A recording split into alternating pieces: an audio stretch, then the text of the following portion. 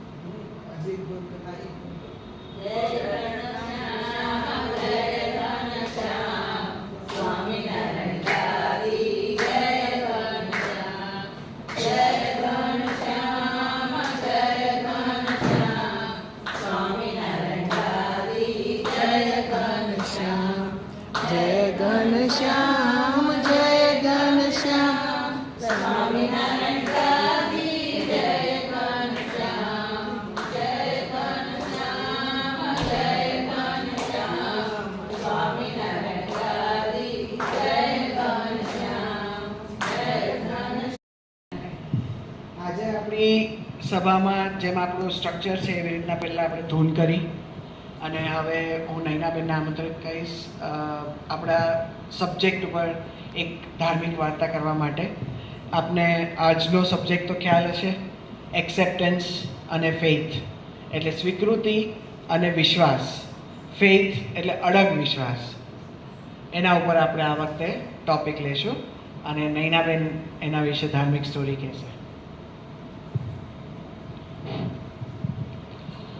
અતિ મનોહરમ સર્વસુંદરમ તિલકલક્ષણમ ચંચલેક્ષણમ વિબુધવંદિતમ સ્વામિનાથ તે વપુરિહસ્તુ નો નિત્ય દર્શને વપુરિહસ્તુ નો નિત્ય દર્શને.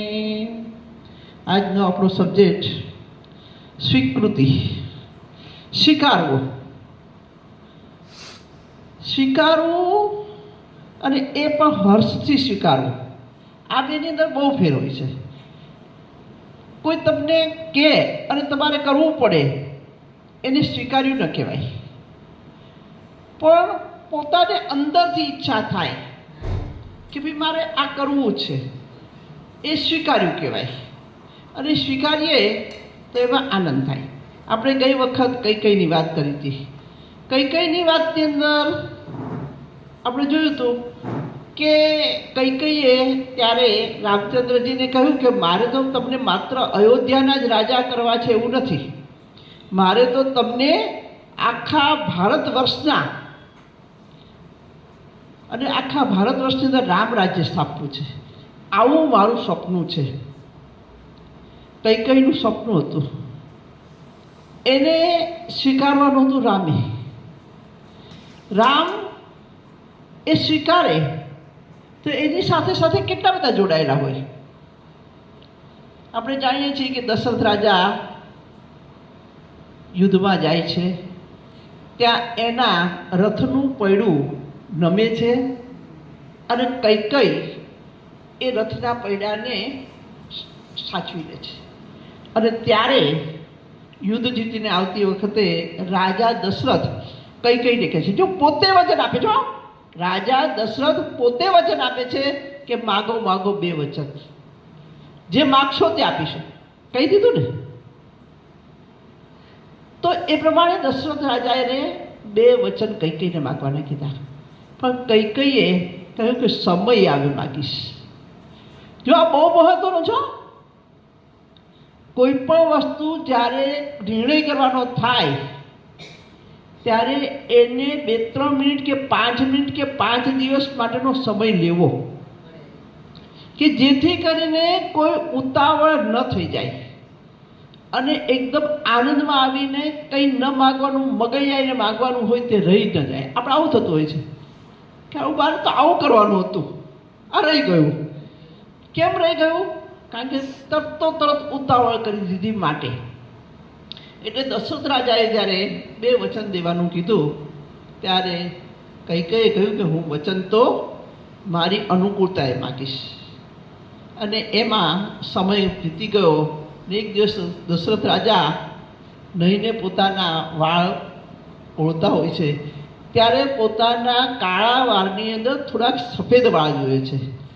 અને દશરથ રાજાને થાય છે કે હવે તો વૃદ્ધાવસ્થા કહેવાય અને હવે મારા દીકરા પુખ્ત થઈ ગયા છે, તો હું રામને ગાદી આપી અને હું આમાંથી નિવૃત્તિ લઉં. અને એમણે પોતાના મંત્રીમંડળની અંદર જાહેરાત કરી કે ભાઈ આપણે રામચંદ્રજીને ગાદી આપી છે. બધાએ હર્ષે સ્વીકારી લીધું, કારણ કે રામ જેવા રાજા મળતા હોય તો કોણ ના પાડે. બધાએ કીધું યસ. પણ કઈકઈને મંજૂર ન હતું. કેમ? એને માત્ર અયોધ્યાના રાજા નથી કરવા, એને તો ભારત વર્ષના રાજા કરવા છે. એટલે એણે સમય જોઈને કહ્યું કે રાજાજી,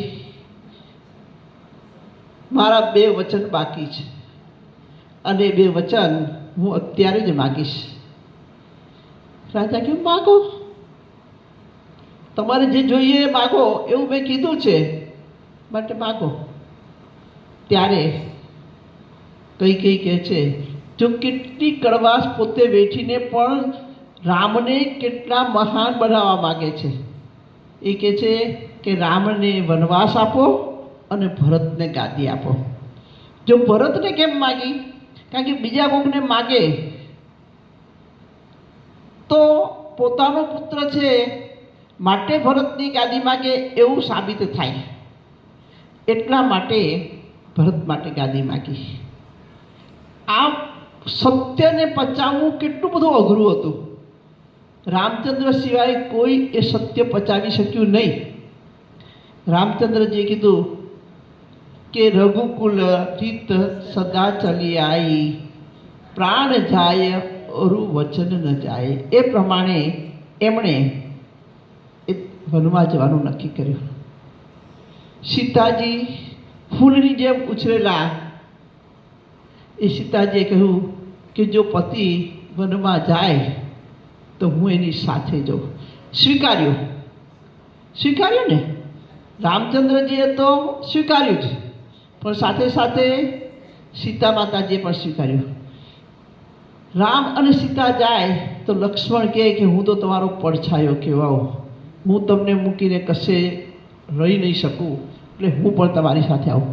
પણ સૌથી મહત્વનું પાત્ર હોય તો તે છે ઉર્મિલા, જેને આપણે બહુ જ ઓછા જાણીએ છીએ. ઉર્મિલાનું બલિદાન અથવા સ્વીકૃતિ એ બહુ મોટી કહેવાય. કારણ કે રામ અને સીતા તો પતિ પત્ની સાથે હતા. લક્ષ્મણ ઉર્મિલાને મૂકીને જાય છે.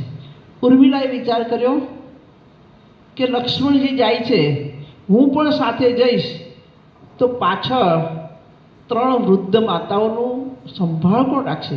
અને ત્યાં તો દશરથ રાજા પણ હતા, એટલે પિતાશ્રી અને 3 માતાનું ધ્યાન રાખવું જરૂરી છે. એટલે ઉર્મિલાએ કહ્યું કે હું તમારો વિયોગ સહન કરી લઈશ. અને વિયોગની અંદર એણે વિયોગ સહન અસ્વીકાર્યું. આ શું કર્યું? સ્વીકાર્યું. એવું જ સ્વીકાર્યું ભરતે. ભરત કીધું હું ગાદી સ્વીકારીશ, પણ અહીંયા નહીં. હું ગામની બહાર એક ઝૂંપડી બાંધી એની અંદર રહીશ અને આખા અયોધ્યા નગરીનો વહીવટ કરીશ. 14 વર્ષ સુધી આ જ રીતે બધાએ સ્વીકાર્યું. માતા કૈકેયીએ તો પથ્થર હૃદય પર મૂકી દીધો હતો, કારણ કે બધા જ એને બોલવાના હતા, એટલે એ બધું એણે સાંભળ્યું. ન સ્વીકારી શક્યા દશરથ રાજા. એને રામને વનવાસ એ સ્વીકારી ન શક્યા, અને ન સ્વીકારી શક્યા તો એનું મૃત્યુ થયું. એને એટેક આવી ગયો. આપણે અત્યારની ભાષામાં એટેક કહેવાય. એટેક આવી ગયો. સ્વીકૃતિ. દશરથ રાજાએ જો એમ વિચાર્યું હોત કે કંઈ વાંધો નહીં, કઈ હોશિયાર છે, એણે જે કર્યું હશે એ કંઈક મારા સારા માટે ને મારા અમારા આખા રાજ્યના ભવિષ્ય માટે આ કંઈક કર્યું હશે, તો એવું વિચાર્યું હોત તો હાય ને, એવું વિચારી શકત ને દશરથ રાજા કે ભાઈ કદાચ કઈ આવી ભૂલ તો ન જ કરે. આટલા વર્ષોના અનુભવ પછી દશરથ રાજાને થાય કે કઈ આવી ભૂલ તો ન જ કરે, પણ ભૂલ કરી અથવા વચન માગ્યું તો એની પાછળનો કોઈક ઉદ્દેશ હશે. પણ મહારાજે કીધું છે કે મારી મરજી વિના રે કોઈથી તરણું ન તોડાય. તો એ પ્રમાણે દશરથ રાજાને જે શ્રવણના માતા પિતાનો શ્રાપ હતો એ પણ પૂર્ણ કરવાનો હતો જ. માટે દશરથ રાજા એ વસ્તુને સ્વીકારી ન શક્યા, અને સ્વીકારી ન શક્યા માટે એ ધામમાં ગયા. આમ જોઈએ તો બધા સ્વીકારીએ છીએ. આપણે પણ જીવનની અંદર નાની નાની બાબતો, મોટી મોટી બાબતોને સ્વીકારતા થઈ જઈએ ને તો આનંદ બહુ આવે. પણ ત્યાં આપણને 2 મન છે ને, એક આપણું અહંકારવાળું છે, આપણું અહંકારવાળું છે. એ ના પાડશે, તારે જે કોને કરો એ તો ઠીક, પણ તમારી આજુબાજુવાળું વાતાવરણ પણ તમને એવું કહેશે તારે જ કરવાનું, તારે જ કરવાનું, બીજા કોઈ નહીં પેલું કરવાનું, તારે જ જતું કરવાનું. સ્વીકારો એટલે જતું કરવું. કોઈ પણ વસ્તુ સ્વીકારો છો એનો અર્થ કે તમે જતું કરો છો, એ જતું તારે જ કરવાનું. પણ આપણે ફેમિલીની અંદર ક્યારેય એવું વિચારતા નથી કે આ જે થઈ રહ્યું છે એ સારું થઈ રહ્યું છે. ઘરની અંદર માતા પિતા હોય, 2 દીકરા હોય, બંને દીકરાને માતા પિતાને રાખવાની બાબતમાં અને સંપત્તિની બાબતમાં જોઈશું તો ઘણો બધો ડિફરન્સ જોવા મળતો હશે. પણ એક દીકરો એવો વિચારી લે કે મારા માતા પિતા છે એ જ મારું ધન છે, તો હમણાં જ હું નામ તો ભૂલી ગઈ, એ ઋષિ હતા, એને 3 દીકરા, એમાંથી એક દીકરો અભ્યાસ માટે જાય છે અને આવે છે ત્યારે એ દીકરાઓએ બધી સંપત્તિ વેચી લીધી હોય છે. પછી આવે છે એટલે કહે છે કે જો ભાઈ અમે તો બધો ભાગ પાડી લીધો, આ મા બાપ છે એ તારા ભાગમાં. કે સારું, મને માતા પિતા આપ્યા ને, મને કંઈક તો તમે આપ્યું ને, મને માતા પિતા આપ્યા. પેલો બહુ રાજી થાય છે, બહુ રાજી થાય છે, બહુ રાજી થાય છે, મને માતા પિતા મળ્યા, માતા પિતા મળ્યા, માતા પિતા મળ્યા, એમ કરીને બહુ રાજી થાય છે. પછી એના પિતાશ્રીને કહે છે કે પિતાશ્રી, આપણે બધા સાથે આનંદ પ્રમોદથી રહીશું. એના પિતાશ્રી કહે છે કે તું વિદ્યા ભણીને આવ્યો, આપણી પાસે કશું જ નથી.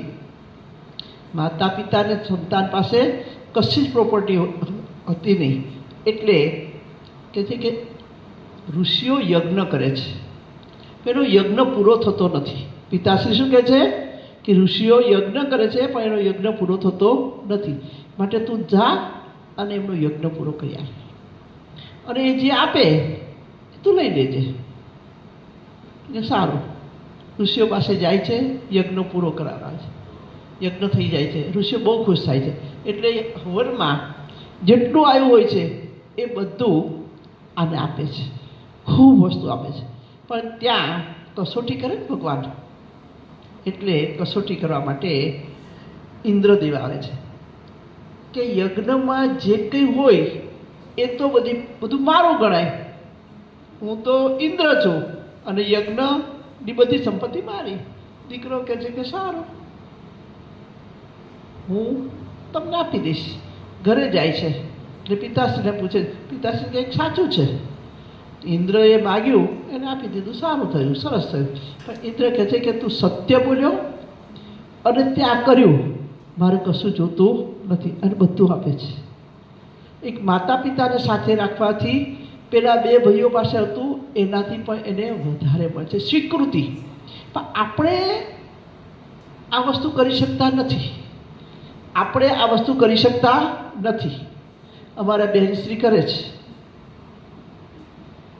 અને હું જે કરે છે માતા પિતાને સાથે રાખે છે અને એની સેવા કરે છે એને તો હું બહુ ધન્યવાદ આપું છું. એની સેવા જે કરે છે એને દેખીતી રીતે કંઈ નથી મળતું, પણ એને જે મળે છે ને એવું કોઈને નથી મળતું. એમને જે મળે છે ને એ કોઈને નહીં મળે. એટલે આવી રીતે સ્વીકારવું, ઘરડા મા બાપને સ્વીકારવા અને એની સાથે રહેવું, અને એને રહેવું એટલું નહીં પણ એને આનંદથી ને પ્રેમથી રાખવા એ બહુ જરૂરી છે. રાખે તો બધાય, પણ એની સાથે 5 મિનિટ ગાળો, એની જરૂરિયાત કેટલી, એની જરૂરિયાત કેટલી. સવારે 2 રોટલી, સાંજે 2 રોટલી, સવારમાં એકાદી ભાખરી કે નાસ્તો જોઈશે, શું જોઈએ. પણ આ સ્વીકૃતિ, પણ એ સ્વીકૃતિ કરવાની અંદર તમારે અડગ મન રાખવું પડે. કેવું અડગ મન રાખવું પડે કે તમને દરરોજ કોકને કોક તો કેવા આવે જ, તારા એકલાના જ છે, આ બધું હશે તારે એકલાનું જ લેવાનું છે, બધાય છે, તારે આને રાખવા જોઈએ નહીં. 2 ભાઈઓ છો તો 6 મહિનાનું આમ કરો ને તેમ કરો ને, બધા જ કહેવા આવે. પણ પેલા કે મારે એક સંતાન વધારે હોત તો, આપણને એક સંતાન વધારે હોત તો. ભગવાને સરસ મજાના સંતાનો આપ્યા, ખૂબ આગળ વધારી દીધા. એની બધીને મને જો સંતાન વિકલાંગ આપ્યું હોત તો કરત કે ન કરત? હે, એની સેવા કરવી પડે કે ન કરવી પડે? કરવી પડે ને, આખી જિંદગી કરવી પડે ને, એ જીવે ત્યાં સુધી કરવી પડે ને. તો એમ જ્યારે આપણે સ્વીકૃતિ કરીએ છીએ ત્યારે આપણે ઘણું પ્રાપ્ત કરીએ છીએ. પણ એ સ્વીકૃતિ કરવાની અંદર આપણું મન અને આપણી આસપાસનું વાતાવરણ એ સ્વીકારવા દેતું નથી. એટલા માટે તો કહેવામાં આવ્યું છે કે જેનું મન અસ્થિર હોય, અસ્થિર મનના મુસાફરને રસ્તો જડતો નથી, અડગ મનના મુસાફરને હિમાલય નડતો નથી. અસ્થિર મન હોય, જે આવે એ કહી જાય એ પ્રમાણે પોતાનું વર્તન બદલ્યા કરે, સ્વીકૃતિ કરે, પણ ઘડીએ ઘડીએ એનું મન બદલાયા કરે. આવા જે હોય એને રસ્તો જડે નહીં. અને સાચો રસ્તો તો એને જ જડે કે જેનું મન મજબૂત હોય, મનોબળ મજબૂત હોય. પણ આપણને આસપાસનું વાતાવરણ, આપણા સમાજનું આસપાસનું વાતાવરણ, ભગવાન કે મેં એવી કળ ચડાવી છે, એવી કળ ચડાવી છે, એવી કળ ચડાવી છે કે એક વખત આ રમકડાને ચાવી આપી પછી એની મેળે એનો ગમે તેટલા જન્મો થાય એ એકમાંથી છૂટો પડી શકશે નહીં. કોઈક જ વીરલા એવા હોય કે જે પોતાના આત્માનો અવાજ સાંભળે, બાકી તો બધાય તે અડોશ પડોશ, મિત્રો અને પોતાના અહમ, સૌથી વધારે તો પોતાનો અહમ. સૌથી નડતું હોય ને માણસને તો નડે છે પોતાનો અહમ. એને કેવી રીતે દૂર કરવો, અને એ દૂર કરવાથી આપણને કેટલું પ્રાપ્તિ થાય છે, આપણે પ્રાપ્ત કરવા માટે થઈને એ બહુ મહત્ત્વનું છે. એટલે કે આપણે જે કંઈ મળશે એ બધું જો આપણે અહમને ઓગાળી રાખીશું ને તો ઘણું મળશે. તુકારામની વાર્તા કંઈક છે કે એને મને બહુ તુકારામની છે કે કોની છે બહુ ખ્યાલ નથી, પણ એ વાર્તાને તો એવું આવે છે કે એ કથા કરવા માટે જાય છે, ત્યાં એની પોથી ઉપર પેંડા મૂકવામાં આવે છે અને બીજું શેરડીના સાંઠા મૂકવામાં આવે છે. એ તુકારામ રસ્તામાં આવતા આવતા બધાને પેંડા વેચી દે છે. પણ તે પહેલાં કથામાં ગયેલી જે બહેનપણીઓ હોય ને એવી ઘરે આવીને તુકારામના મિસિસને કહે છે કે આજે તો પેંડા પોથી પર મૂક્યા છે, ત્યાં તો તમને પેંડા મળશે. પણ તુકારામ તો મસ્ત રામ, પેંડા તો બધા વેચી દીધા અને આવીને પત્નીના હાથમાં શેરડીનો સાંઠો આપ્યો. શેરડીનો સાંઠો આપ્યો એટલે પત્નીનો તો મગજ ગયો, કે છે કે પેંડા આપવાની બદલીના તું શેરડી લાવ્યો, એમ કરીને એને તો મારવા માંડી. શેરડીના સાંઠાથી સાંઠાથી મારતા મારતા શેરડીના સાંઠાના 2 કટકા થઈ ગયા. એટલે તુકારામે હાથમાં લઈને કહે કે લે, કેટલી તું સારી છું, તું મારી પત્ની કેટલી સારી છું. શું કર્યું એણે? માર્યા. તો પણ શું કહે છે, તું મારી કેટલી પત્ની સારી છું કે શેરડીના 2 ટુકડા કરી દીધા. તે શેરડીના 2 ટુકડા કરી દીધા. લે હવે આપણે બેઠા બેઠા શેરડી ખાઈએ, અડધી તારી અને અડધી મારી. આ સમજણ આપણામાં ક્યારે આવશે? આ સમજણ આપણામાં ક્યારે આવશે? આપણે તો મનુષ્યનો આવો અનમોલ જન્મ મળ્યો છે, પણ એને આપણે કેવો બગાડી રહ્યા છે, કેવો ગવાઈ રહ્યા છે. અંતરમાં જશો ને તો તમને એમ થશે કે ખરેખર આપણે ખાવું પીવું અને મોજ મજા કરવી માં આટલું બધું ગુમાવી દીધું. હવે તો થોડુંક જ બાકી રહ્યું છે, હવે તો થોડુંક જ બાકી રહ્યું છે. તો થોડુંક બાકી રહ્યું છે એની અંદર જે આપણા અંતઃશત્રુઓ છે, કામ, ક્રોધ, લોભ, મોહ, મદ, મત્સર, ઈર્ષા, તૃષ્ણા, એ બધાને ધીમે ધીમે ધીમે ધીમે આટોપવાનો ટાઈમ આવ્યો છે. એ બધાને ધીમે ધીમે આટોપીને એક સરસ મજાનું આપણા આત્માને શુદ્ધ કરી અને પરમાત્મા સુધી પહોંચવાની વાત છે. સ્વામી બાપા કહેતા કે આખો દિવસ એમ બોલો, હું પુરુષોત્તમ રૂપ છું, હું પુરુષોત્તમ રૂપ છું, હું પુરુષોત્તમ રૂપ છું. જ્યારે તમે સતત એ ચાલુ રાખશો કે હું પુરુષોત્તમ રૂપ છું, પુરુષોત્તમ રૂપ છું, સ્વીકારી લો. જેમ કે પેલા પટેલ હતા, પટેલને કીધું કે પટેલ તમને શું બહુ વાલું? કે મને આ મારી ભેંસ બહુ વાલી, મને મારી આ ભગરી ભેંસ બહુ વાલી. છે કે એમ કે હા. કે પટેલ હવે જઈએ છીએ, તમને આ રૂમમાં મૂકતા જઈએ છીએ. મૂકતા ગયા અને પછી કીધું તમારે સતત બોલવાનું, હું ભગરી ભેંસ છું, હું ભગરી ભેંસ છું, હું ભગરી ભેંસ છું. પટેલ તો દરરોજ બોલે, હું ભગરી ભેંસ છું, મારે મોટા મોટા શિંગડા છે, મારું શરીર બહુ મોટું છે, હું તો ભગરી ભેંસ છું. આમ કરતાં કરતાં ભગરી ભેંસ કરતાં 6 મહિના થયા. ભગવાન આવ્યા, પટેલ બહાર નીકળો રૂમમાંથી. મહારાજ હું ન નીકળું. કે કેમ? હું તો ભગરી ભેંસ છું, મારે મોટા મોટા શિંગડા છે. આવા શિંગડા મારાથી નીકળે નહીં. હું બહાર કેવી રીતે નીકળી શકું? હું તો ભગરી ભેંસ છું. આપણે ભગરી ભેંસ બની ગયા છે. આપણે પુરુષોત્તમ રૂપ બનવાનું છે. આપણે સ્વીકારી લેવાનું છે કે હું સ્વામિનારાયણ ગાદીનો આશ્રિત છું. હું જેવા તેઓ નથી. આ સંસારની માયા છે, એમાં હું માયામાં બંધાવ એવો નથી. હું પુરુષોત્તમ રૂપ છું. હું પુરુષોત્તમ રૂપ છું. હું પુરુષોત્તમ રૂપ છું. હું પુરુષોત્તમ રૂપ છું. એ સ્વીકારવાનું છે. પછી એ કોણ સ્વીકારી શકે? જેનું મન અડગ છે તે. બે વસ્તુ છે, સિક્કાની બે બાજુ છે, સ્વીકૃતિ અને વિશ્વાસ. કયો વિશ્વાસ? મારા સ્વામી બાપાએ કીધું છે કે હું પુરુષોત્તમ રૂપ છું. મારા સ્વામી બાપાએ કીધું છે એ વિશ્વાસ, અને સ્વીકાર્યું કે હું પુરુષોત્તમ રૂપ છું. આ બે વસ્તુ આમ આપણે સ્વીકારવાનું છે. બધામાં દલીલો કરશું તો કોઈ અંત જ નથી, કારણ કે દરેક વસ્તુના બે પાસા હોય જ. એક સ્વીકૃતિ ને એક અસ્વીકૃતિ. આપણે ડિબેટ રાખીએ છીએ, ભાઈ ટીવી સારું કે નહીં સારું, તો સારાવાળા સારાના જ વખાણ કરે અને સામેની પાર્ટી હોય એના અપખોળ કરે. એવી રીતે આપણું પણ આ જે છે જીવન, એની અંદર બે પાસા છે, સ્વીકૃતિ અને અસ્વીકૃતિ. તમે સારી વસ્તુ સ્વીકારો તો એ તમને ઉન્નતિના માર્ગે લઈ જાય.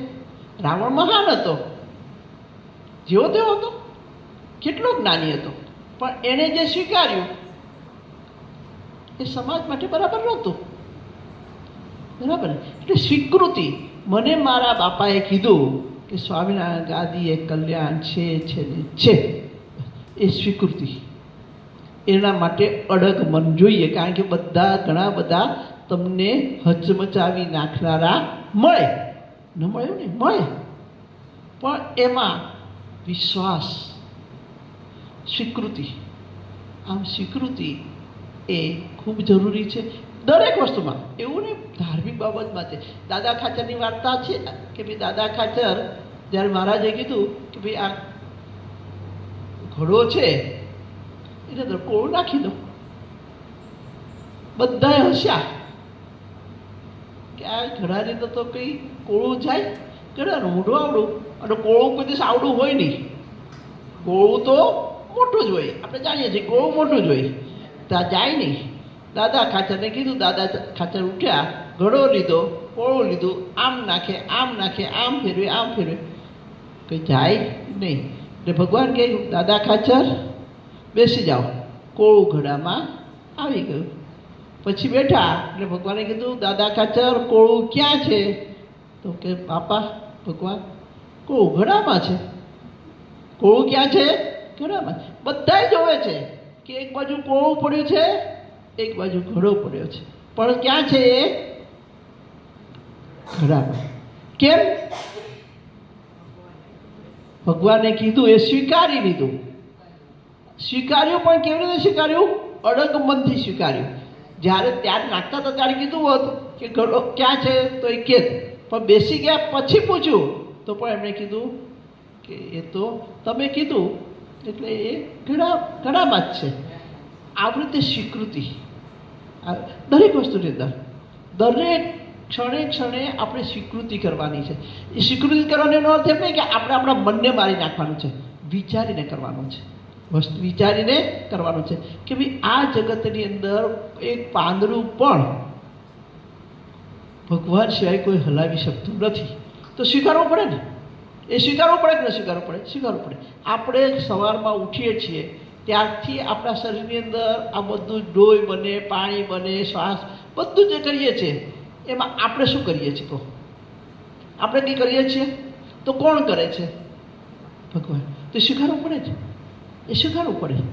કોઈ કંઈક ભાઈ ભગવાન છે જે કોણ દેખે છે? તો ભગવાન નથી તો આવ્યું ક્યાંથી? ભગવાન નથી તો તમે આવી રીતે આ બધું કરો છો કેવી રીતે? ખાઓ છો, પીવો છો, ટાઈમે ભૂખ લાગે છે, ટાઈમે ઊંઘ આવે છે, આ બધું આપણા શરીરની અંદર રહેલી જે પ્રક્રિયા છે. અને ભગવાને તો એવી મહેનત કીધું ક ચડાઈ છે. જેટલી સૃષ્ટિ બહાર છે એટલી સૃષ્ટિ અંદર છે. શરીરની અંદર જેટલું તમને બહાર દેખાય છે ને, ટેકરા ને પાણી ને બધું જ, વૃક્ષોને, જીવાંતો, જેટલી જીવાંત બહાર છે ને એટલી આપણા શરીરમાં છે. કશું જ બાકી રાખ્યું નથી. જેટલી સૃષ્ટિ બહાર એટલી અંદર. એવી જ રીતે તમે જો દરિયાની અંદર જુઓ, અંદર કાચની બોટમાં જાઓ તો તમને ખ્યાલ આવે કેટલી કોરલ, એવી કોરલ તમને એમ લાગે કે આ ભગવાને કેવી સૃષ્ટિ બનાવી છે, અજબ ગજબની સૃષ્ટિ બનાવી. એને સ્વીકારો, એને સ્વીકારો. અને ઘરમાં પણ દરેક વસ્તુને સ્વીકારતા શીખો. દરેક વસ્તુમાં જો આર્ગ્યુમેન્ટ કરશો તો ઘર ચાલે નહીં. ભગવાને સ્ત્રીને સ્ત્રી પ્રમાણે બનાવી છે અને પુરુષને પુરુષ પ્રમાણે બનાવ્યો છે. અને બંને જણથી જ ઘર ચાલે, સંસાર ચાલે. સ્ત્રી કરી શકે એ પુરુષ ન કરી શકે, અને પુરુષ કરી શકે એ સ્ત્રી કરી શકે નહીં. સ્ત્રીમાં ભગવાને એમ કીધું કે હું બધી જગ્યાએ પહોંચી નહીં શકું, તો બધી જગ્યાએ પહોંચવા માટે હું શું કરું? ત્યારે એણે માં બનાવી. ભગવાન બધી જગ્યાએ પહોંચી શકતા નથી, માટે એણે માં બનાવી. ભગવાન બધી સૃષ્ટિનું સર્જન કરી શકે નહીં, એટલે માં બનાવી. જેણે સંતાનો પેદા કર્યા, પોષણ કર્યું, એને દૂધ આપ્યું મારા ભગવાને, સ્તનમાં બાળકનું પોષણ કર્યું. એટલે સ્વીકારો કે ભાઈ મારે ભગવાને મને આ કામ સોંપ્યું છે, એ મારે કરવાનું છે. સમોવડી થવાની અંદર આપણે જે આપણું અસ્તિત્વ છે એ અસ્તિત્વને આપણે ગુમાવી રહ્યા છીએ. એની જગ્યાએ સ્વીકૃતિ. હું એમ નથી કહેતી દબાઈ જવાનું, હું ક્યારેય નથી કહેતી હો, દબાઈ જવાની વાત છે જ નહીં, પણ સમજી વિચારીને સ્વીકારવાની વાત છે. જો સમજી વિચારીને સ્વીકારીશું તો આપણામાં આત્મવિશ્વાસ આવશે, અને એમનામ સ્વીકારી લઈશું તો આપણને એ બોજો લાગશે. એ વસ્તુ બોજો લાગશે. આપણે બોજો નથી બનવું. બોજો બનીએ તો દબાતા અંદર રોગ ચાલુ થાય. આપણે બધા વિડીયો જોયો તો બધા રોગ આવે. દબાવવાનો નહીં, વિચારો કે આપણે કહીએ કે ભાઈ અમને અમારા સાસુ સસરાએ કશું ન આપ્યું, શું નથી આપ્યું, એ વિચાર કરો. આવો સરસ દીકરો આપ્યો, એનો વારસો આપ્યો, એ તમને આટલા સુખી કર્યા, એના સતત બ્લેસિંગ તમારી સાથે બ્લેસિંગ છે, સાથે જ બ્લેસિંગ છે. તમે આટલા બધા સુખી છો એનું કારણ શું? એના બ્લેસિંગ છે ને, બ્લેસિંગ છે. તો શું નથી આપ્યું? એ 5-25 રૂપિયા ન આપ્યા, એ ક્યાં તમારી સાથે રહેવાના છે? એ રહેવાના છે તમારી સાથે? કોઈ વિચાર કરો, તમારી પાસે કઈ ધન સંપત્તિ રહી? રહે છે કોઈની પાસે? કોઈની પાસે રહી છે કે રહેશે? કોઈની પાસે રહી નથી અને રહેવાય નથી. આપણે વાત કરી હતી આગળ, ન રહ્યું નાણું રાજા નંદનું, એવી રીતે નંદનું રાજાનું પણ નાણું રહ્યું નથી, તો આપણું પણ રહેવાનું નથી. માટે દરેક વસ્તુને પહેલાં વિચારો. હા ના કહેતા પહેલાં વિચારીને પછી સ્વીકૃતિ કરો, સમજીને સ્વીકૃતિ કરો. સમજ્યા વગર સ્વીકૃતિ કરવાની નથી. સમજો, ન સમજણ પડતી હોય તો કોકને પૂછો કે આપણે આવું કરવું હોય તો મારે આવું છે તો હું શું કરી શકું?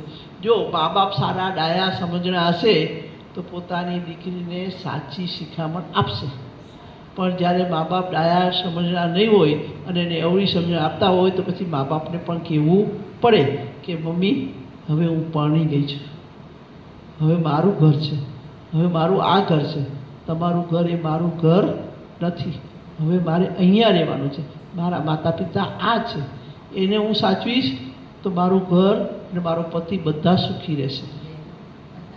આ બધું માતા પિતાએ, અને એ માતા પિતાને કોણ? આપણે જ છીએ ને. સમાજની અંદર માતા પિતાને કોણ છે? આપણે જ છીએ. ધીમે આ વસ્તુ સ્વીકારવી પડશે, આ વસ્તુ સ્વીકારવી પડશે. અને પાછો ફરતી એ જમાનાની અંદર આપણે સ્વીકારીને સમજીને સ્વીકારવાની વાત છે. હવે આપણે કદાચ ટાઈમ મેં વધારે લીધો હોય ખબર નથી, પણ મને જે ભગવાને બોલાવડાવ્યું એ હું બોલી છું. અસ્તુ. તે સ્વામિનારાયણ. કેમ છો બધા? એકદમ સરસ. આટલી સરસ મસ્ત નૈનાબેને વાત કરી. ખૂબ ખૂબ ખૂબ સરસ, બહુ સરસ રીતે સમજાવ્યું. હા, એટલે હવે એવું જ રાખશું. નેક્સ્ટ ટાઈમથી નૈનાબેનને જ આપશું બધું બોલવા.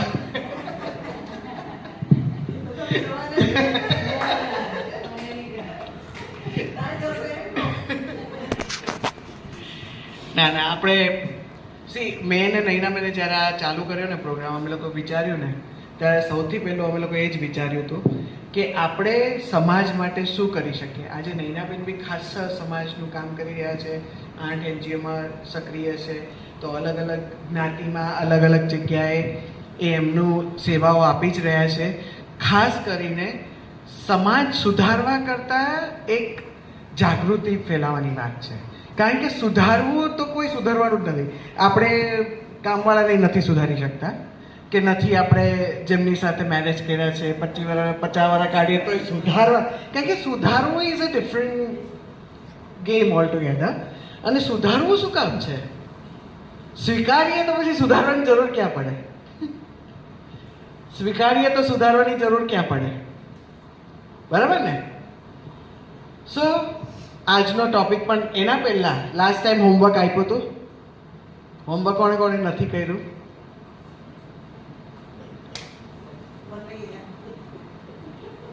મેં લાસ્ટ ટાઈમ એમાંથી આ નવા છે ને આ નવા છે એટલે એમને ખબર નથી, તમે હતા નહોતા એટલે તમને નથી હોમવર્ક મળ્યા. જે હોમવર્ક વાળા છે ઘરે બેઠા છે એટલે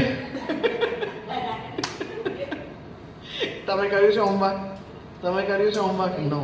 ખાલી મીનાક્ષીબેને હોમવર્ક કર્યું છે. વાહ મીનાક્ષીબેન, ગુડ. તો તમે બોલી શકો છો 5 સેન્ટેન્સ. આવો. એટલે 5 સેન્ટેન્સ તો નહીં બોલાય એટલા બધા, પણ 2-3 સેન્ટેન્સ. કહેવાય કે આપણે પોતાના માટે એમ થાય છે કે હું બધું જ કરું છું, બરાબર, કે હું જે બી કરું છું એ બધું સારું જ કરું છું, પણ એવું નથી હોતું. મારા વિચારો કેવા છે, મારા ઘરના સભ્યોના વિચાર કેવા છે, એટલે આપણે એવું સમજીએ છીએ કે ભાઈ હું જ કરું છું તો બધું સાચું જ છે અને સારું જ છે, એવું નથી હોતું. તો સામે શું રિએક્શન આવે છે એ પણ આપણે જોવાનું થાય છે કે ભાઈ બધું જ આપણે કરીએ છીએ અને હું જ કરું છું ઘરમાં, એવું નથી હોતું. એટલે એ જસ્ટ એ મને શીખવા મળ્યું કે ભાઈ બધું આપણું સાચું હોતું નથી. એ તો તમે નિષ્કર્ષ કાઢ્યો, પણ એકચ્યુઅલી શું હોય છે કે આપણે જે આપણા માટે વિચારીએ છીએ અને એકચ્યુઅલ લોકો આપણને જે રીતના જોવે છે એમાં તફાવત હોઈ શકે. યસ, એમ સમજવાની વાત હતી આનાથી, કે આપણે આપણા માટે તો મંતવ્ય બનાવી લીધા કે હું તો 50 કિલોની, પણ આપણે વજન કાંટા પર ઊભા રહીએ તો ખબર પડે કે ભાઈ 50 ના 100 ક્યારે થઈ ગયા ખબર નથી. સો આ બધી એકચ્યુઅલ અને આપણી જે દ્રષ્ટિકોણ છે આપણા માટેનો, એની તફાવત જોવાની વાત હતી. એ તફાવત જોઈએ આપણે તો આપણને એકચ્યુઅલ ખબર પડે કે આપણે એકચ્યુઅલથી કેટલા દૂર છીએ અને આપણે કેટલું કામ કરી શકીએ પોતાના ઉપર. પોતાના ઉપર કામ કરવું એવું જરૂરી નથી કે આપણે સુધરવું છે, સુધરવાની વાત નથી આવતી અહીંયા. પોતાના ઉપર કામ કરવું એટલે આપણે સ્વીકારવું છે, જે વેરી ગુડ વર્ડ, કે સ્વીકારવું છે કે જે છીએ એ છીએ. That is acceptance. અને એ જ્યારે આપણે સ્વીકારીએ તો આપણી માટે એક જગ્યા ખુલી જાય છે કે ત્યાંથી તમે ઓપરેટ કરી શકો. અને ઓપરેટ કરી શકો એટલે જે તમારા સંબંધોમાં ચેન્જ આવે કે જે, કારણ કે તમે સ્વીકારી લીધેલું, તમે તમારી રીતે માની લીધેલું કે હું તો આટલું, હું તો આમ, હું તો આમ, પણ એકચ્યુઅલથી જો ડિફરન્ટ આવે તો તમે જેન્યુનિટી ના આવે. અને એકચ્યુઅલમાં જેન્યુનિટીથી જેટલા અલગ રહેશો એટલું ઘર્ષણ તમારી અંદર રહેશે. કારણ કે તમે એમ વિચારેલું હોય કે હું 50 કિલોની 2XL આવી જઈશ, તો એ જો એકચ્યુઅલમાં ના હોય. આ તો બહુ જ સિમ્પલ લોજિક તમને સમજાવવા માટે વાર્તા કરું છું, બાકી એવા તો ઘણા બધા એક્ઝામ્પલ્સ છે કે ભાઈ હું 2XL આવી જઈશ, પણ 2XL સમાઈએ નહીં તો આપણને મનમાં શું થાય, હું ક્યારે આટલી જાડી થઈ ગઈ, મને ખબર જ ના રહી, 5 કિલો વજન વધી ગયું. તો કેટલું બધું ઘર્ષણ થાય, કેટલું બધું દુઃખ થાય, અને કેટલા વખત સુધી તમે રોટલી ખાવાનું બંધ કરશો? એવી કોશિશ કરશો. એટલે એ થોડું ચેન્જીસ લાવવાની ખબર પડે આપણને કે ભાઈ હું થોડુંક ચેન્જ લાવું મારામાં. એટલે એકચ્યુઅલ અને ધારેલામાં ફરક છે. એ ફરકને આપણે સમજીએ તો એ આપણને આપણી જાત સાથે મળવા માટેની જગ્યા બનાવે છે. એ અરીસા સામે જોવાની આપણને ખબર પડે, અને અરીસા સામે તમે સ્માઇલ આપશો તો સ્માઇલ દેખાશે, ફ્રોન આપશો તો ફ્રોન દેખાશે. તમે ગુસ્સો કરશો તો અરીસો ગુસ્સો જ દેખાડશે. પણ જો તમે એકચ્યુઅલ ખબર પડે એમ જે ધારણામાંથી તમે બહાર નીકળીને જો એકચ્યુઅલ જુઓ તો તમે ઘણું બધું ઘર્ષણથી બચી શકો. તમારા મનની અંદર જે ફાઇટિંગ ચાલતી હોય, બહારના જોડે ફાઇટિંગ તો બહુ દૂરની વાત છે, અંદર ઘણી વખત જેમ સ્વીકારવું ને ન સ્વીકારવામાં જે બે પાસાને જે એકબીજા જોડે લડત ચાલતી હોય, કાયમ એવરી સેકન્ડ ચાલતી હોય, એવરી સેકન્ડ કંઈક ને કંઈક લડત ચાલતી હોય. મેં આમ કીધું હોત તો કદાચ પેલા આમ રિએક્ટ ના કર્યું હોત તો મેં આમ ના કરવું હોત તો, આ બધું તો ને ઘર્ષણ કાયમ ચાલતી હોય છે. બરાબર ને?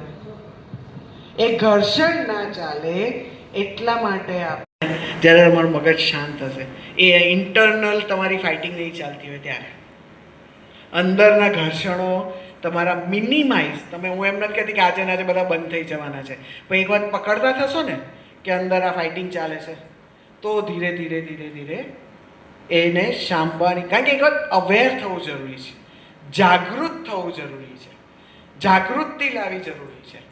કોઈ બી એજ ગ્રુપના માણસ હોય, કોઈ પણ જેટલા નાના માણસ છે, એટલે નાના in the sense age wise, અને જેટલા વડીલ છે, વડીલોમાં વધારે ઘર્ષણ હોય છે. કારણ કે એ લોકો બોલી બી નથી, એક તો એક્સપ્રેસ નથી કરી શકતા, એક્સપેક્ટેશન આવે છે, એક્સપ્રેસ નથી કરી શકતા, પ્રોપર કમ્યુનિકેશન નથી થતું, પછી તમારું પરસેપ્શન, દ્રષ્ટિકોણ બધાની સાથે તમારા પોતાના દ્રષ્ટિકોણ દ્રઢ થતા જાય છે, એટલા બધા દ્રઢ થઈ જાય છે તમારા દ્રષ્ટિકોણ કે કાપવા અલગ એની સમજણ નથી કે આપણે આપણા દ્રષ્ટિકોણ, જેમ તમારી લેયર્સ, તમે રિયાલિટી વર્લ્ડમાં જેટલા આગળ જતા જશો એટલા તમારા લેયર્સ સ્ટ્રોંગ થતા જાય, એમ તમે ભગવાનથી કેટલા અલગ થતા જાઓ છો, કેટલા બધા પળ આવી જાય વચ્ચે, તો એ પળને કેવી રીતના તમે છેદશો? તો ખાલી સમજણની વાત છે, ક્વિક ઓફ ધ સેકન્ડ, આટલે આમ ચપટી વગાડતા તમે સમજણ કેળવી શકો છો. ક્યારે? કે જ્યારે તમારું મગજ શાંત હોય, જ્યારે તમારા ઘર્ષણ ના હોય. હું આમ કરું અને આમ થાય છે, કે હું આમ છું અને આવું છે, એની વચ્ચેના તફાવત સમજીને એ ઘર્ષણ તમે દૂર કરો તો જ તમે આ રસ્તા પર ચાલી શકો. મારો એવો તટસ્થ, એકદમ તટસ્થ વિચાર છે. નહીં તો તમે આણે આમ કર્યું, પેલાએ પાયથરું નહીં, પેલાએ ખુરશી લીધી નહીં, આણે આમ સાફસૂફ નથી કરી, તો તમે સેવામાં ને અહીંયા ભાઈ શું કરવાના છો? વિચારો. ઘરમાં આજે કંઈ બી પ્રસંગ લઈને બેઠા, આપણે ઘઉંની સિઝન આવે છે, અથાણાની સિઝન આવે છે, કે આણે તો આ તો ઉઠતી જ નથી, તો મારે કેમ કરવું? તો અલ્ટિમેટલી શું ઘઉં નહીં થાય? પણ એ કકડાટ સાથે ઘઉં થશે, અને પછી એ કકડાટ સાથે જ ઘઉં પકાશે, અને એ જ કકડાટ સાથે ઘઉં પીરસાશે, અને એ જ ખવાશે, તો કકડાટ જ વધવાનો છે. અનાજનું એનર્જી જે થવું જોઈએ એમાં કકડાટ જ આવવાનો છે. એક બહુ સિમ્પલ એક્ઝામ્પલ છે. ધારો કે જેના ઘરમાં રસોઈવાળા હોય ને એના માટે એક એક્ઝામ્પલ છે કે ભાઈ જેના આપણે ઘરમાં શું કામ લોકો એમ કહે છે કે રસોઈ આપણે કરવી જોઈએ, સ્ત્રીએ કરવી જોઈએ. ઘરની સ્ત્રીએ રસોઈ એટલા માટે કરવી જોઈએ કારણ કે આપણે આપણા ફેમિલીનું હિત વિચારતા હોઈએ છીએ.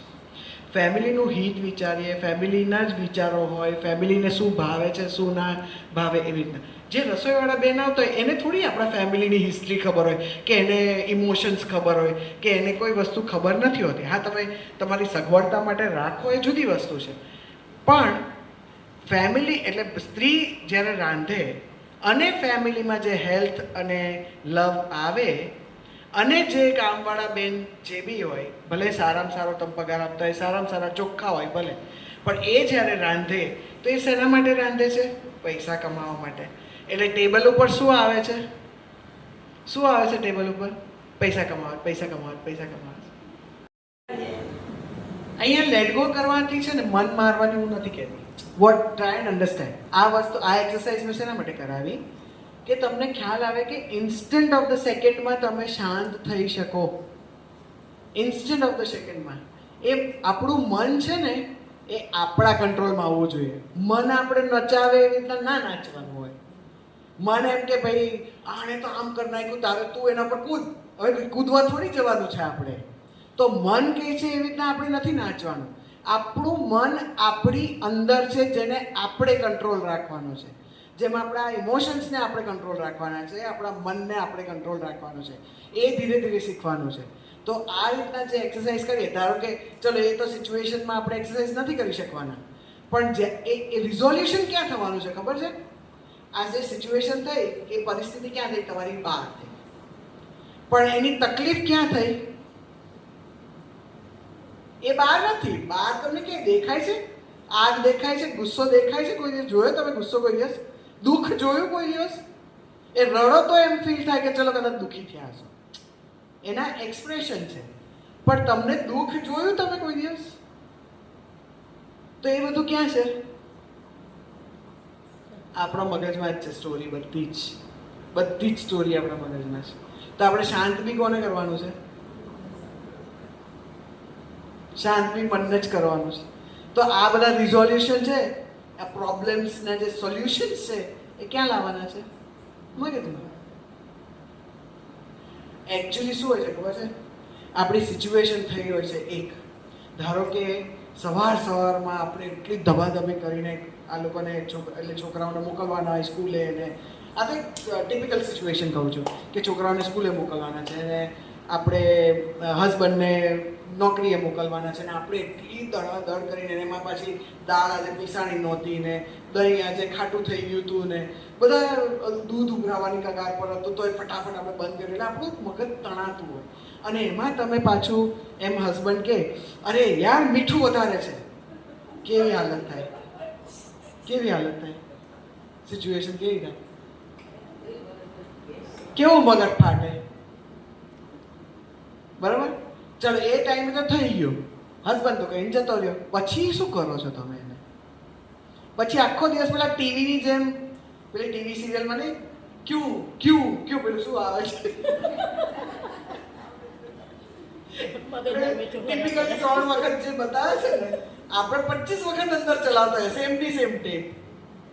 મીઠું વધારે છે, મીઠું વધારે છે. અરે પણ મીઠું વધારે છે પહેલા તો કઈ જતા રહે એક વારમાં, પછી પતી ગયું. એને તો એને કામ ધંધે લાગી ગયા, એને થોડીક યાદ છે કે મેં એવું કીધું તું હવારના. અને સાંજે જ્યારે આવે ત્યારે આપણે મોઢું જ, તમે એમ કેમ કીધું મીઠું વધારે છે? અરે પહેલા તો યાદ નથી કે મીઠું વધારે હતું. બીકોઝ મગજ ખાલી હોય ને મગજમાં જ્યારે તફાવત હોય ત્યારે આ ટેપ કન્ટિન્યુઅસ ચાલુ રહે. એના બદલે આપણે ત્યારે ને ત્યારે એમ વિચાર્યું હોય કે મીઠું વધારે છે, એને અત્યારે એવું લાગ્યું મીઠું વધારે છે. એવું દર વખતે બી જરૂર. ઘણી વખત શું થતું હોય, હું તમને બહુ ઓનેસ્ટલી વાત કરું, કારણ કે આ તો પર્સનલ અનુભવ છે. પર્સનલ અનુભવ છે મારો, એટલે કહું છું કે ઘણી વખત એવું હોય કે એ લોકોના મૂડ પ્રમાણે એ લોકો ખાતા હોય. ઘણી વખત એવું હોતું બી નથી. આપણે સેમ જ અમાઉન્ટ ઓફ મીઠું નાખ્યું હોય, આ મીઠાની જ વાત છે કે મરચાની વાત છે, સેમ અમાઉન્ટમાં જ નાખ્યું હોય. પણ ઘણી વખત એ લોકોના મૂડ પ્રમાણે બી તો હોય ને. એ લોકોને બી તો જમતી વખતે કંઈક આશાઓ લઈને બેઠા હોય ને કે આજે મને મીઠું મજાનું મળે, કાં તો જેમ રીંગણનું શાક મળવું જોઈતું હતું, એ સ્ટોરી કેટલી પ્રખ્યાત છે. એના બદલે ભીંડાનું શાક આજે બનાવ્યું હોય તો પછી એ રીંગણ આવે, હા મેં તો રીંગણમાં તો બોલી ના હાગે, તો મીઠામાં બોલે કે મરચામાં બોલે. પણ આપણે એઝ અ સ્ત્રી ખબર હોય કે ભાઈ એમનો બી મૂડ કદાચ ખરાબ હોઈ શકે, પણ આપણે ટેપ કેટલી વખત ચલાવી? 100 વખત, 150 વખત. સાંજે આવ્યા ત્યાં સુધી, અને પછી સાંજે તો જમવામાં ઠેકાણું જ ના હોય કોઈ દિવસ, કારણ કે આપણો મૂડ એમાં ને એમાં જ હતો. સાચી વાત? તો એ વસ્તુ આપણે ચલાવ્યા રાખી ટેપ, પણ એ ટેપને બદલે આપણે ત્યારે સ્વીકારી લઈએ કે આવું જ છે, એમનો મૂડ નહીં હોય કદાચ. આટલું જ ખાલી એક બહુ નાનું સેન્ટેન્સ તમારા માઇન્ડને આપી દો ને. બીજું એક તમને બહુ સરસ પ્રેક્ટિકલ એક્ઝામ્પલ આપું. તમારે કોઈક વખત જ્યારે આમ વિચારોની લડી ચાલતી હોય ને આમ, તો એકચ્યુઅલી એ છે ને બધી ફ્રેમ મૂવીની જેમ, આપણે જેમ મૂવીમાં કેવું હોય, એક વખત એ લોકો હસાવે, એક વખત રડાવે, એક વખત એકદમ ઇમોશનલ તમને કરી દે, એક વખત કંઈક તમને સમજણવાળો ટોપિક આપી દે, કે કંઈક આપણે એમ થાય વાવવાળું મોમેન્ટ આપી દે, કાં તો કોઈ બહુ સરસ દેખાડી દે, કંઈ સરસ નેચર દેખાડી દે. કેવી ફ્રેમ ફરતી રહેતી હોય છે. તો આપણે જ્યારે મૂવી સ્ટાર્ટ કર્યું કે મૂવી એન્ડ કર્યું એમાં કેટલા બધા ઇમોશન્સ જતા હોય, કેટલા બધા ઇમોશન્સ, 500,000 ઇમોશન્સ, રાઈટ? સેમ રીતે આપણે જે મગજમાં જેટલા થોટ્સ ચાલે છે ને મૂવી ફ્રેમની જેમ જ છે. એક વખત દુઃખ આવે, એક વખત રડવું આવે, કંઈક બીજા વિચાર આવે, એ વિચારના વિચારો આવે, એ બધું લાંબુ લાંબુ ચાલતું છે. It's just a frame, it's just a story, it's just a frame. તો એ ફ્રેમ જેમ જતી આપણે પિક્ચરની જેમ જોઈએ તો શું આપણે એ યાદ કરી કરીને પછી રડીએ છીએ? શું કામ? આપણે એમ સ્વીકારી લીધું છે કે આ મૂવી હતું, અને મૂવી તો ખોટું જ હોય, ખાલી નાટક છે. નાટક કરીને એ લોકો સમજાવવા માંગે છે. આપણે જિંદગીને બી એવી રીતના જોતા થઈ જઈએ તો કેટલું સહેલું પડે આપણને સ્વીકારવું, કેટલું બધું ઇઝી. આપણે કોઈ દિવસ એવું માન્યું છે કે ના સુરત દાદા, આપણે આ તો ફેક્ટ છે ને, સ્વીકારેલી વાત છે ને કે સુરત દાદા સવારમાં આવે છે એટલે દિવસ, અને રાતના ચંદામામા આવે છે તો જ રાત પડે છે. કેમ આપણે એવું કોઈ દિવસ નથી વિચાર્યું કે ચંદામામા આવે તો આપણે દિવસ ગણીએ અને સૂરજ આવે તો આપણે રાત ગણીએ? કેમ નથી માનતા એવું? એ પર્સપેક્ટિવ હોઈ શકે ને, એવો દ્રષ્ટિકોણ હોઈ શકે ને. તો એમ જેમ સ્વીકારવાની વસ્તુ છે ને, એમ આ સ્વીકારવાની વસ્તુમાં ખાલી એટલો જ ફરક છે, એટલું જ વાત છે કે આપણે જેટલું સ્વીકારશું, અને નોટ બિકોઝ કે સુધરવાનું છે, આપણે બગડેલા નથી ક્યાંય, આપણે જે છીએ જ. We are what we are. આપણે જે છીએ આપણે ઇનફ છીએ, બરાબર જ છીએ. બધા જ વ્યક્તિ, આપણે નહીં, આપણે અડસ પડોશ આ છે તે જેટલા કનેક્ટિવિટીમાં છે બધા જ બરાબર જ છે, બધા પ્રોપર જ છે. એમની સમજણ પ્રમાણે, એમની અવેરનેસ પ્રમાણે, એમની જાગૃતિ પ્રમાણે, એમની સેવા પ્રમાણે, એમની ભાવ પ્રમાણે બધી રીતે પરફેક્ટ જ છે. જેમ આપણે છીએ એમ બધા પરફેક્ટ છે. ખાલી એ જે રિલેશનશિપની વચ્ચે જે તાર હોય ને, એ તારમાં જ ક્યાંક લોચા છે. તો એ તારમાં લોચામાં આપણી એન્ડ કરેક્ટ કરી નાખીએ આપણે, તો પછી એ તાર પ્રોપર થવા માંડે ને. બધા આપણે તાર પ્રોપર કરવાના છે ને. તાર પ્રોપર કરશું તો અલ્ટિમેટલી આ શાંત થઈ જશે. અને મેં તો હમણાં છેલ્લા 8-10 વર્ષથી, મારું પર્સનલ વાત કરું તો છેલ્લા 8-10 વર્ષથી કંઈ પણ થાય સિચ્યુએશન, હું એવું નથી ઝઘડો નથી કરતી ને સાધ્વી બની ગઈ, નથિંગ લાઈક દેટ, બટ કંઈ પણ થાય મારા મગજની શાંતિને વિખોડવાની નહીં. કંઈ પણ થાય, એ થ્રેશહોલ્ડ, કંઈ પણ થાય, not at the cost of my mental peace. એ તમે એક વખત તમારી જાતને કમાન્ડ આપી દેશો ને, આ છે ને જેમ કમ્પ્યુટર જેને ખબર હોય ને એને ખ્યાલ હશે, એક કમાન્ડ આપી દો ને એટલે પછી એ કમ્પ્યુટર ઓટોમેટિક એવું જ કર્યા રાખશે. જેમ તમે મોબાઈલમાં બી એક વસ્તુ કહી દો ને તો પછી એવી રીતના જ ચાલ્યા રાખશે. એટલે આ કમાન્ડ આપવાની વાત છે, કારણ કે કંટ્રોલ આપણે લેવાનો છે આપણી બુદ્ધિનો, આપણા મનનો, જેમ માકડા જેવું છે. સ્વીકારવાનું એ છે કે છે ભલે કૂદે પણ આપણે કંટ્રોલ રાખવાનો છે. ત્યાં સુધી કોઈ, આપણે છોકરાઓને નથી કરતા, છોકરાઓને સમજણ નથી હોતી. હું એમ નથી કહેતી કે છોકરાઓ ખરાબ છે, પણ છોકરાઓને સમજણ નથી હોતી તો એ અહીંયા બી કૂદશે, ત્યાં બી કૂદશે, સોફા પર જશે, પગથિયા પર જશે. આપણે સભામાં બેઠા હોય છે તોય છોકરાઓ ઘણા આગળ પાછળ, તો બિકોઝ એ લોકોને સમજણ નથી કે આનું પરિણામ શું થશે. એમ મનને છે ને એ પરિણામ નથી જોતું, એને તો કૂદવું જ હોય છે બધી જ જગ્યાએ. એને પરિણામ ભોગવવાનું કોને આવે છે? આપણા સંબંધોને ભોગવવાનું આવે છે. જાત કરતાં બી સંબંધોમાં પરિણામ ભોગવવાનું આવે છે. તો એ પરિણામને સુધારવા માટે કે આપણી જાતને સ્વીકૃતિ, first of all accept your own self. હું 100 કિલોની છું, ઓકે, હું 100 કિલોની છું, તો એના રસ્તા નીકળશે. સમજો, સૌથી પહેલાં તો પોતાની જાતને સ્વીકારવાની. હું આમ છું તો હું આમ છું, તો રસ્તા. હવે ધારો કે કહું છું ને કંઈક બહુ મોટો, હવે કોઈ રસ્તા પર એક્સિડન્ટ થયો અને કંઈક ઝઘડો થઈ ગયો. હવે આપણે કદાચ એવું વિચારી લઈએ કે જેની જોડે આપણે એક્સિડન્ટ થયો એ બી ગરમીમાં ક્યાંકથી તાપમાંથી આવતો હોય ને એનો બી ગુસ્સો જામતો હોય ને એને એકદમ, હવે એને ક્યાંક શું અર્જન્ટલી ભાગવું હોય કે ક્યાંક જતા હોય, અને આપણે ધારો કે બસ સ્વીકારી લઈએ વાત કે એક્સિડન્ટ થયો છે, તો એ માણસને બી કંઈક હશે તકલીફ, એ માણસને બી ભાગવું હશે, જલ્દી પહોંચવું હશે, ઘરે પહોંચવું હશે, ઓફિસે જવાનું મોડું થતું હશે, અને લાઇટ ખુલી એ ધ્યાન નહીં હોય, અથવા કંઈક ભૂલચૂક થઈ ગઈ હશે, અને આપણે સામે એક્સિડન્ટ, આપણે બી સામે એવી રીતના ગયા તો એક્સિડન્ટ થઈ ગયો. બસ આટલું સ્વીકારીએ તો ઝઘડો થાય રોડ ઉપર. એક્સેપ્ટ જે છે. જે છે એ છે, હું છું એ છું. પહેલાં તો ખુદની સાથે ઘર્ષણ દૂર કરીએ, પછી આપણે વાત આવે ફેથની. ફેથ એટલે શું? ફેથ એટલે તમે શું? વિશ્વાસ. બરાબર? વિશ્વાસ તમે કેવું ના તમારું શું પરિભાષા વિશ્વાસ? બરોબર. વિશ્વાસની પરિભાષા શું? કોઈના પર ભરોસો મૂકો એટલીસ્ટ. તમે વિશ્વાસની પરિભાષા શું? વિશ્વાસની પરિભાષા શું?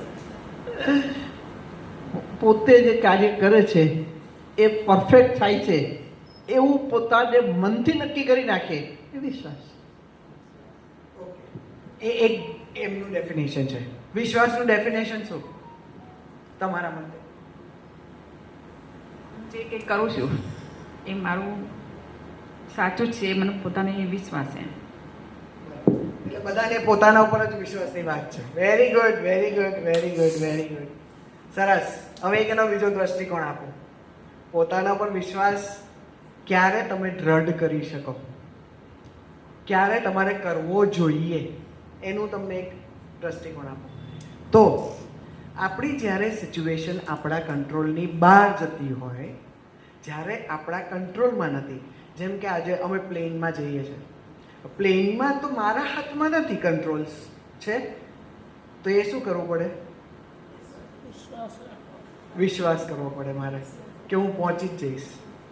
આપણે ભગવાનનું નામ લઈએ છીએ, એ વિશ્વાસને અડગ કેવી રીતના થાય? ભગવાનનું નામ લેવાથી થાય, ભગવાન ઉપર આસ્થા રાખવાથી થાય. પણ જ્યારે સિચ્યુએશન આપણા કંટ્રોલમાં નથી, પ્લેનની એક વાત કરી, જેમ આપણે ઘરમાં કશું થતું હોય કે જે આપણા થકી ચેન્જ નથી જ થઈ શકવાનું, તો ત્યાં શું કરવું પડે? વિશ્વાસ મૂકવો પડે. શું કામ? વિશ્વાસ શું કામ મૂકવો પડે? ચાલો, ફેથ શું કામ રાખવો પડે? તમને કોઈ આઈડિયા? ફેથ શું કામ રાખવો પડે?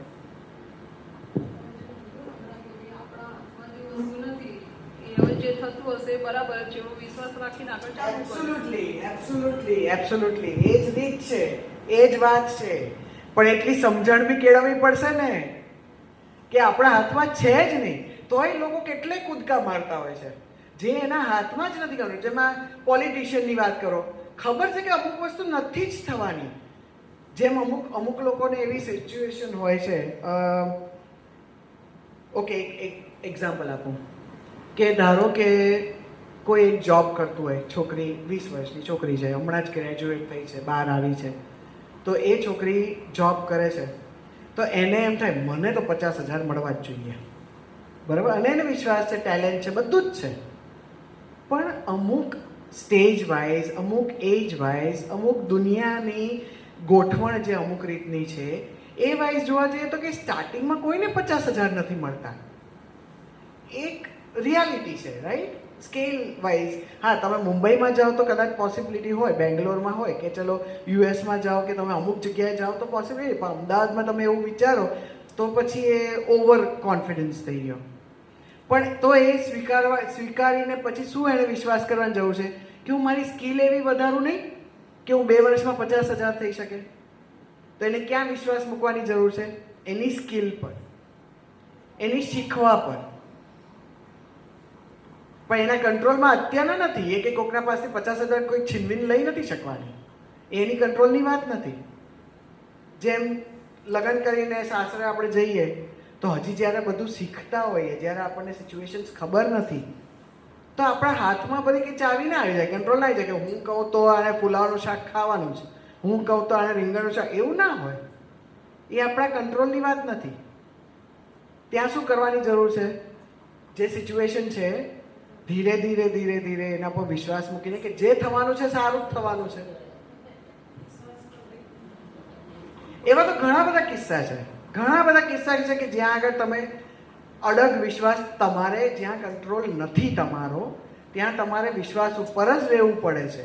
તમે દરિયામાં જાઓ છો, તમે આજે, અને સેમ હું તમને કહું, આ જ વસ્તુ સૌથી વધારે ઇમ્પોર્ટન્ટ ક્યાં આવે છે? ભગવાનની રાહમાં.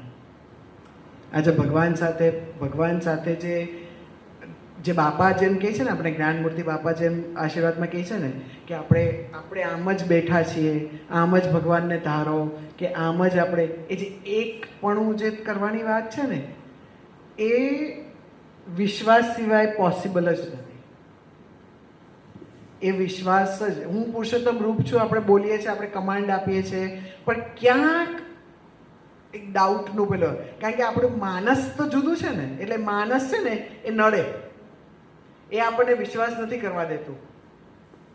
એટલે જે જ્ઞાનમૂર્તિ બાપા પણ એ જ વસ્તુ આપણે સમજવાની છે કે આ તફાવત કેટલો દૂર કરીને કેટલો ટ્રસ્ટ મૂકો છો તમે, કેટલો વિશ્વાસ મૂકો છો ખુદ પર. કારણ કે આપણી જેમ આત્મા કીધું, જેમ શુદ્ધ થતી જાય એ પોતાનો રસ્તો કરવાની જ છે. લાઈફ હેપન્સ ટુ અસ, લાઈફ પોતાની રીતે બધું કરવાની જ છે ને આપણું સારું જ થવાનું છે. બસ આ જ વિશ્વાસ મૂકવાનો છે ભગવાન પર કે જે વોટ્સએવર ઇઝ હેપનિંગ, જે થઈ રહ્યું છે એ આપણું આપણા સારા માટે જ થઈ રહ્યું છે. કાં તો આપણને લેસન મળશે, અને કાં તો એમાંથી શિખામણ મળશે, અને કાં તો આપણને એમાંથી આનંદ મળશે. પણ થવાનું તો છે જ. જેમ જેમ આપણી જાગૃતિ, જેમ જેમ આપણી અવેરનેસ થતી જશે, એમ એમ આપણે કામ થતા જશે આપણા, અને કામ થતા જશે વિશ્વાસ સાથે. જેટલો વિશ્વાસ દ્રઢ થતો જશે એમ બધું જ પ્રોપર આપણે એક થવાના, એટલે ભગવાન તરફ જવાના રસ્તામાં આપણે આગળ વધતા જશું, એવું મારું માનવું છે. તમે શું? સાચી વાત છે. આપણે વિશ્વાસ તો જોઈએ જ, પહેલાં આપણા અડગ વિશ્વાસ ભગવાન ઉપર, પછી આપણા પોતાના ઉપર, તો જ આપણે આગળ વધી શકીશું. તો જ ચાલી શકાય ને.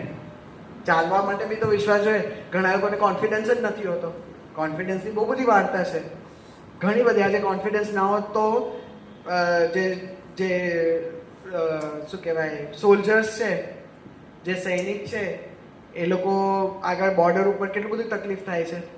એ લોકોને વિશ્વાસ ના હોય તો આખું ગામ બચાવવાનું છે, આખો દેશ બચાવવાનો છે. પાયલટ્સ છે, જો એ લોકોને વિશ્વાસ ના હોય તો એ લોકોને આખું પ્લેનમાં 250 લોકો જતા હોય છે. એક જ ઇન્સિડન્ટ થયો તો આખા બધાને હલાવી નાખ્યા હતા. એક ફ્લાઇટ, અહીંયા એર ઇન્ડિયાની ફ્લાઇટ જે ક્રેશ થઈ હતી, એક ફ્લાઇટથી કેટલા લોકો હલી ગયા હતા. એટલે વિશ્વાસ પોતાના ઉપર, અને આપણે ઘર્ષણ વગર એક્સેપ્ટન્સ સાથે, જ્યારે વિશ્વાસથી, જે ખબર છે કે કંટ્રોલ નથી આપણા હાથમાં, આપણે ઘણી બધી વસ્તુ હોય છે કે જેમ કે વિઝા મળવા, ટિકિટ મળવી, ઘણા બધા સિચ્યુએશન્સ છે જે આપણા હાથમાં નથી. તો એ બધું જ્યારે આપણે અડગતાથી ભગવાન ઉપર છોડી દે કે જે થશે મારા માટે સારું જ થશે, એ વિશ્વાસ સાથે જ્યારે ચાલીએ ત્યારે આપણું સારું જ થાય છે. અને ઘર્ષણ ઓછું જ કરવાની આપણે સૌથી વધારે એ તરફ જ વળવાનું છે, એ તરફ આપણે પ્રયત્ન કરવાનો છે. બરાબર? તો આ એક્સેપ્ટન્સ અને ફેથ ઉપર હું અહીંયા પૂરું કરીશ. મને બીજો કોઈ ખાસ વિચાર તો એમાં આવતો નથી, એટલે આ ધીસ ઇઝ ઓકે. ભગવાને જેટલું બોલાવ્યું, જેટલું ફ્લો ભગવાને આપવાનો હતો એટલો થયો. લગભગ અહીંયા 1.5 વર્ષથી આવું છું. શરૂઆત મેં જ્યારે કરી પ્રફુલ્લાબેનને, એ મારી ખાસ મિત્ર 11th, પછી મને ખબર નહોતી કે આ સભાને બધું, ત્યાં હું બાવળા અટેન્ડ કરતી, પણ અહીંયાનું મને કંઈ નહોતું. એટલે હું ભગવાનમાં આમ શોધતી હતી કે મંદિર જવું તો ઇટ્સ ઓકે, પણ આવી રીતે ભજન કીર્તનમાં આટલો ઇન્ટરેસ્ટ લેવો. એણે મને કહ્યું કે તું સભામાં આવતી જતી થા. તો હું 1.5 વર્ષથી આવું છું. જેમ જેમ આવું છું એમ એમ મારા લાઈફમાં આટલા કામ નથી થયા, એટલા મને વિશ્વાસ છે કે હવે મારા કામ થઈ જશે. અને હું ધીમે ધીમે એટલી અપાવી છું. મેં બહુ બધું કહેવાય ને કે સ્ટ્રગલ કરી છે, પણ હું હવે બહુ સુખી છું એવું માનું છું કે અહીંયા આવું છું. એટલે એ તમારો ફેથ બોલે છે. Very good, very good, excellent.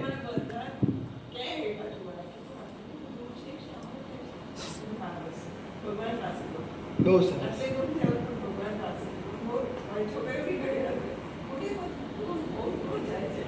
પણ ફિઝિકલ નથી.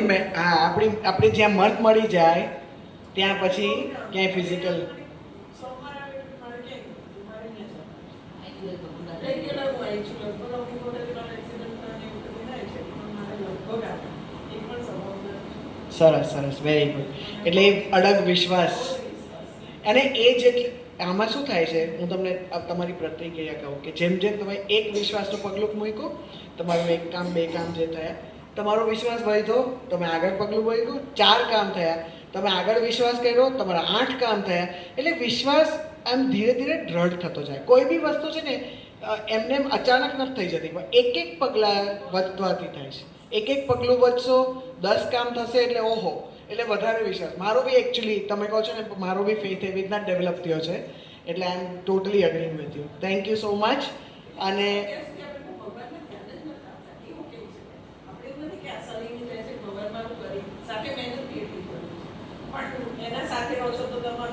વિશ્વાસ રાખો છો તો બધું થાય છે. એ જ સિમ્પલ નિયમ છે કે વિશ્વાસ રાખશો ને ખુદ ઉપર, પહેલાં તો ખુદ ઉપર, કારણ કે કરતા તો ભગવાન જ છે. આપણે હું ખાલી શું કહીને નીકળું, પ્રાર્થના મારી શું હોય ભગવાન પાસે કે કરતા બનો ને ભેગા પડો, ભેગા પડો ને કરતા બનો, દેટ્સ ઓલ. પછી બધા કામ થવાના જ છે, એમાં ન થવા જેવું કંઈ છે જ નહીં, રાઈટ? એટલે ભેગા પડો ને કરતા બનો. ભગવાન આજે તમને પ્રાર્થના કરીએ કે આ સભા મારે ચાલુ જ રાખવી છે કન્ટિન્યુઅસ. મારી હાજરી હોવી ના હોવી જરૂરી નથી, અને સભા ચાલુ રહે એ ભગવાન ભેગા પડે ને કરતા બને. જય સ્વામિનારાયણ. આપણે હસ્તુ અને ધૂન કરીએ હવે. એકાદશી આજ છે, એકાદશી આજ છે.